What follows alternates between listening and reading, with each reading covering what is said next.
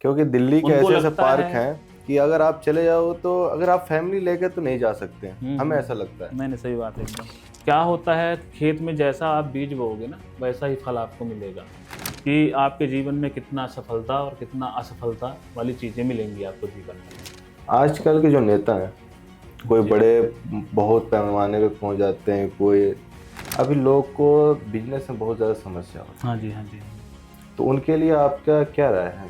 धर्म से रिलेटेड चीज़ें वो पढ़े। अर्जुन के पुत्र हैं अभिमन्यु। आचार्य जी, जी जी।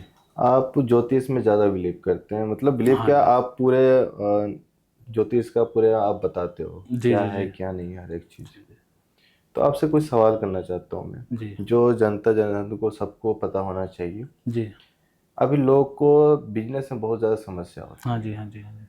तो उनके लिए आपका क्या राय है, क्या विचार है? उनके लिए देखिए क्या है कि ज्योतिष के माध्यम से हम, पहली बात तो जो हम बिजनेस शुरू करते हैं, स्टार्ट करते हैं, तो हमें पहले ही देख लेना चाहिए कि ज्योतिष के माध्यम से यानी जन्म पत्री के माध्यम से हमारे हमें बिजनेस सूट कौन सा करेगा, हमारे लिए कौन सा अच्छा रहेगा। तो उसके हिसाब से अगर हम बिजनेस करते हैं तो हमें व्यापार में किसी प्रकार की कोई दिक्कत नहीं आती है।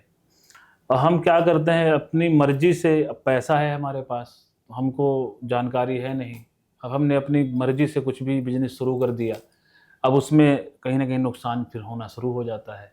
लोग तो पूजा भी करते हैं। नहीं, पूजा करते हैं, पर पूजा के साथ साथ व्यक्ति को चुनना सबसे जरूरी है ना अपनी चीजें उसके माध्यम से। क्योंकि देखिए क्या है, जब किसी भी व्यक्ति का जब जन्म होता है ना, तो जब ब्रह्मांड में जितने भी नक्षत्र और ग्रह हैं, नवग्रह और नक्षत्र, उनके माध्यम से चीजें उस बच्चे की किस्मत में लिख दी जाती हैं। जन्म विवाह मरण गति होई, जहाँ जैसे लिखा तहाँ तस होई। तो उसका मतलब क्या है कि जन्म के समय जो नक्षत्र प्लैनेट जहाँ पर विराजमान होंगे, जिस राशि में उस समय वो गोचर कर रहे होंगे, उसके माध्यम से उसका फ्यूचर, भविष्य में मिलने वाले उसको सारी चीज़ें, उसमें भविष्य मिलने वाला उसको धन, सब कुछ उसके उसमें रहता है। अगर हम उसके माध्यम से अपने जीवन को लेके चलते हैं तो हमें थोड़ा बहुत उतार चढ़ाव का सामना करना पड़ सकता है। वो भी जब हमारे पाप ग्रहों की दशा अंतर्दशा आएगी तब। नहीं तो अगर हम उसके माध्यम से बिजनेस जब करेंगे, उतार चढ़ाव तो थोड़ा देखो जीवन है वो होगा, बट उतना नुकसान नहीं होगा जितना हम ना जानने में और कर जाते हैं नुकसान। एक टाइम ऐसा आता है कि सब पूरा बिजनेस खत्म हो गया, फिर उसमें व्यक्ति सोचता है कि क्या पता किसी ने कुछ करा दिया है या कुछ ऐसा हुआ है। ऐसा नहीं, कराना भी हो, उसका असर होता है, पर सबसे पहले ग्रहों का चीज़ें देखा जाता है, ग्रहों के माध्यम से हमें कितना बेनिफिट हो रहा है, कितना नुकसान हो रहा है। ये पहले पता चल जाता है? जी जी एकदम। ये कि मतलब जन्म पत्री से? जी जन्म पत्री एकदम व्यक्ति का एक्सरे है, एक्सरे रिपोर्ट जिसको हम बोलते हैं। किसी किसी का कि जन्म पत्री में अगर डेट या टाइमिंग अगर मिसमैच होगा तो क्या देखिए करेंगे? मिस मैच होगा, पर उसके सिम्टम्स के द्वारा कुछ, जैसे उससे हमने पूछा कि भाई आपका अकॉर्डिंग समय क्या है, लगभग कोई कहता है हमारा 11 से 12 बजे के बीच में है।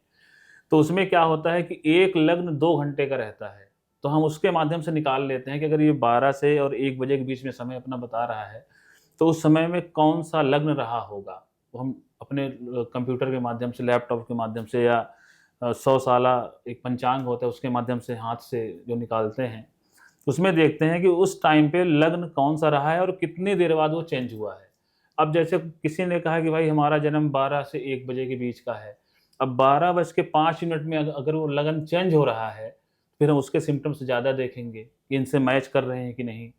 उससे उसके माध्यम से हम उनको तो लोग प्रेडिक्शन तो हाथ करेंगे। देख के भी तो बताते हैं ना? नहीं, हाथ के माध्यम से चीज़ें पता लग जाती हैं। हस्तरेखा भी है, वो एक तरह से ज्योतिष के अनुसार ही चलता है। वो भी एक ज्योतिष का अंग है कहा जाए तो हस्तरेखा।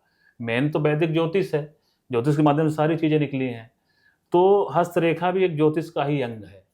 तो हस्तरेखा के माध्यम से ये चीज़ें पता लगाई जा सकती हैं कि आपके जीवन में कितना सफलता और कितना असफलता वाली चीज़ें मिलेंगी आपको जीवन में। आचार्य जी, जी, आजकल के जो नेता हैं, कोई जी। बड़े बहुत पैमाने पे पहुंच जाते हैं, कोई पूरा नीचे रह जाते हैं, जी, जी, जी। तो क्या ये भी जन्म पात्री से ही पता चलता है कि इनका क्या भविष्य है क्या नहीं है? इसके बारे में विचार आपका क्या हाँ है? जी, हाँ जी, विस्तार में एकदम बताएंगे? एकदम आप सही कह रहे हैं। जन्मपत्री के माध्यम से जो किसी भी पद में है, कोई भी नेता है, एक तरह से वो राजयोग में आता है, राजयोग। अच्छा, राजयोग बनता कैसे है? उसमें अगर कोई नेता अच्छा है तो उसके उसमें विशेष देखा जाता है कि इसकी जन्म पत्री में कौन सा ग्रह है जो इसको राजयोग दे रहा है, उस तरह का। क्योंकि राजनीति की उसमें जाने का मतलब है कि झूठ फरेब वाली ज़िंदगी जीना। एक मैं आपको एक कहानी बता देता हूँ पहले, फिर उसके बाद आपको समझाता हूँ। एक नेताजी विधायक का चुनाव लड़ रहे थे, तो किसी गांव में गए। उन्होंने प्रचार किया, अपना गांव प्रचार करने गए भाई, कि सभी लोग वोट हमको दीजिए। तो उस गांव की दो डिमांड थी। उस गांव जो जितने गांव के लोग सब इकट्ठा हुए कि भाई आप हमारी दो मांगें पूरी कर दो, इसके बाद पूरे गांव की वोट आपको मिलेगी। तो उन्होंने कहा जी अपने डिमांड बताओ। तो उन्होंने कहा कि भाई हमारी पहली डिमांड है कि हमारे गांव में अस्पताल बनना चाहिए। हमारे गांव में अस्पताल नहीं है, यानी कि हम लोग काफ़ी ज़्यादा परेशान होते हैं, दूर जाना पड़ रहा है हमको, तो अस्पताल हमारे गांव में बनवाइए। तो नेताजी ने तुरंत अपना फ़ोन निकाला और फ़ोन किया ज़िले में अपने कलेक्टर के यहाँ कि सर हम ऐसी ऐसी बात है और इस गांव में हम हैं, तो अस्पताल यहाँ पे बनना चाहिए। और फ़ोन करके उन्होंने लोगों से कहा कि हाँ जी हमने बोल दिया है और इसी जैसे हम चुनाव जीतेंगे तुरंत ही आपके गांव में अस्पताल बनेगा। तो सारी पब्लिक जाने लग गई।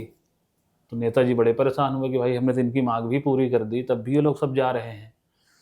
तो उनमें से एक आदमी रुका रहा वहाँ पे। तो नेताजी उससे पूछे कि भाई लोगों ने दूसरी डिमांड तो बताई ही नहीं, पहले में ही सुन करके लोग चले गए।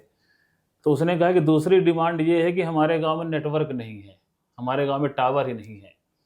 जब टावर ही नहीं है तो नेताजी ने फ़ोन किसको मिला दिया? यानी नेताजी फर्जी आदमी है।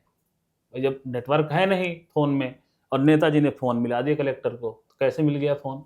इसका मतलब ये नेता झूठा है, ये कुछ नहीं करेगा जीतने के बाद। तो इसी तरह से जन्मपत्री के माध्यम से क्या होता है, जिसका राहु प्रबल होता है ना, वो व्यक्ति नेता बनता ही बनता है।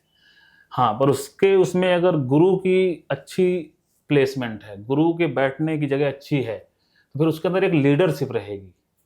वो एक मजबूत स्थिति है, तभी उसके अंदर लीडरशिप आ पाएगी। झूठ फरेब तो राहु से सीख जाएगा वो। तो आप नेता बनने की क्वालिटी पूछ रहे थे, यानी जन्मपत्री के माध्यम से लीडरशिप। तो जन्मपत्री में जो हमारा 10वां भाव होता है, यानी 10th हाउस, 10वां भाव हमारा होता है राजयोग कारक, यानी उससे हम कर्म की चीज़ें देख सकते हैं, उससे कर्म की चीज़ें पता लगती हैं। तो उसमें ग्रह की स्थिति क्या है, यानी उस घर में कौन सी राशि है और कौन सा ग्रह उस घर का मालिक है। तो अगर वहाँ पे सूर्य बैठा है तो राजयोग कारक है वो। पर सूर्य वहाँ किस राशि का बैठा है ये मेन डिपेंड करता है, क्योंकि सारे ग्रह लग्न के लिए काम करते हैं। जो हमारा लग्न होता है जन्मपत्री में, जो चार्ट होता है 12 खाने का, तो सारे ग्रह लग्न के लिए काम करते हैं। यानी लग्न में जो राशि होगी हमारी, उसके लिए सारे ग्रह काम करेंगे। जो उसके शत्रु होंगे उससे शत्रुता निभाएंगे, जो उसके मित्र होंगे उससे मित्रता निभाएंगे।